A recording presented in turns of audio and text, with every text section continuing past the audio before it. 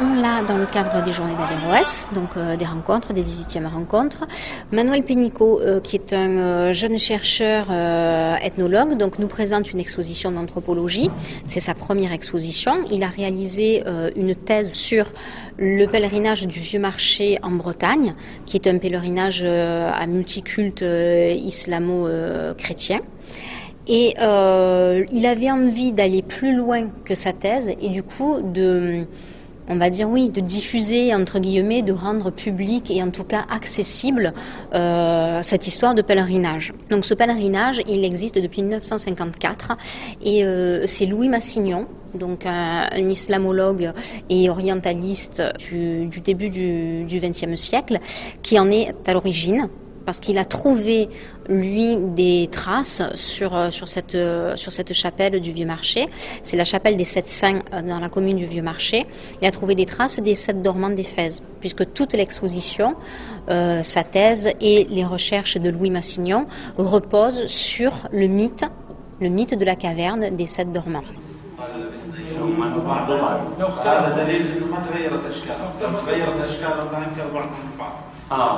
وطالوا المغرب شافوا انهم فؤاد والمدينه اللي حولهم ما كانت قريبه.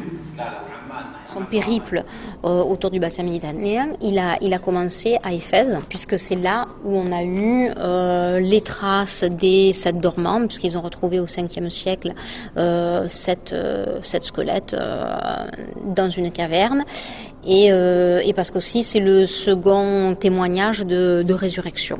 Le propos de Manuel Pénicaud, c'est vraiment ce voyage autour de la Méditerranée et de poursuivre le travail qu'avait commencé Louis Massignon, enfin plus que commencé, sur le fait que, voilà, malgré le fait que ce soit des religions qui soient différentes, je vous le fais en gros, on n'est pas si éloigné et que dans les deux religions se trouve notamment en effet le mythe de la caverne. Voilà, donc c'est toutes les passerelles qu'on peut faire les uns les autres avec tout le respect que l'on doit à chacun.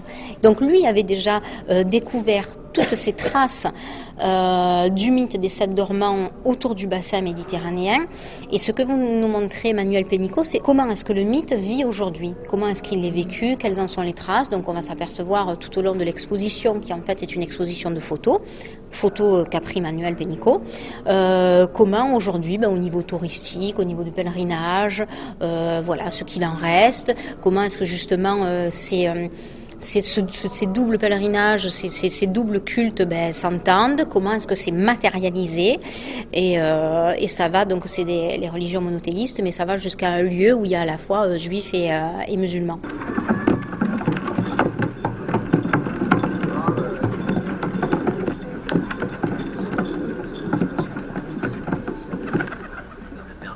Montre que celle-là, elle est le chien des sept dormants, elle garde la porte des sept dormants.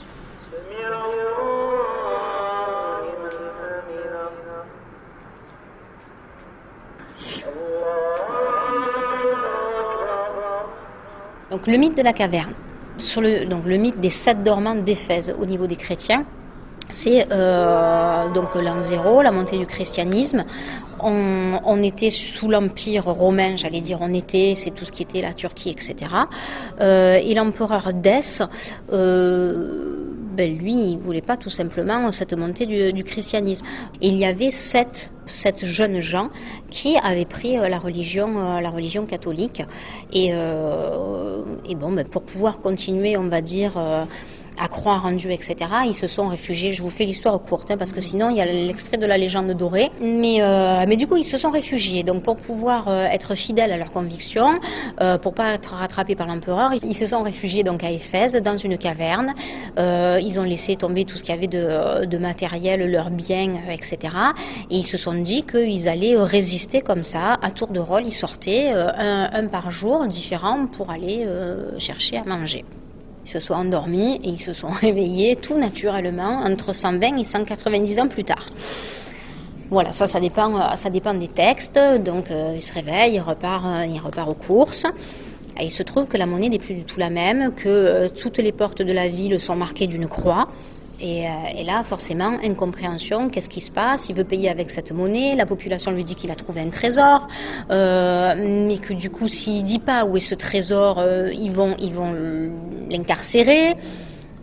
Sur ce, le clergé s'en mêle, mais comment, qu'est-ce que vous nous racontez? Il lui dit, mais attendez, l'empereur, il était hier à Éphèse, donc nous on le craint, etc. Mais de quel empereur vous parlez? Bon bref, toute la population se déplace sur cette caverne et assiste à la résurrection.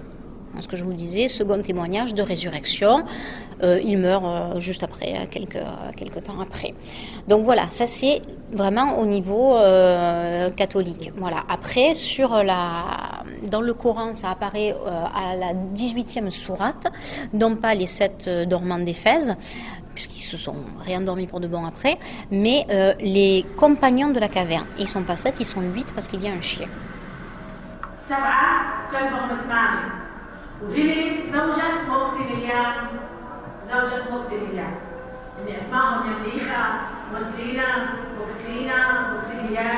دبرنوش زادنوش بفرطيوش والكلب كتمير هذا الشيعة يعني بتقولوا الشيعة من الكلب كتمير